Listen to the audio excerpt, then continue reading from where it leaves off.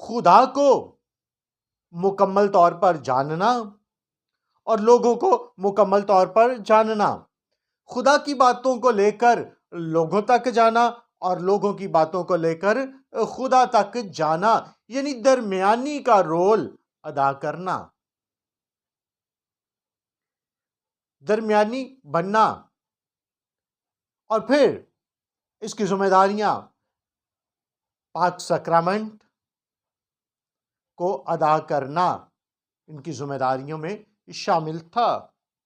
कलीसिया की निगरानी करना और उसकी जो है सक्रमेंट्स की जिम्मेदारियों को अदा करना। ब्रिज मेकर, ब्रिज बिल्डर, दरमियानी के तौर पर काम करना।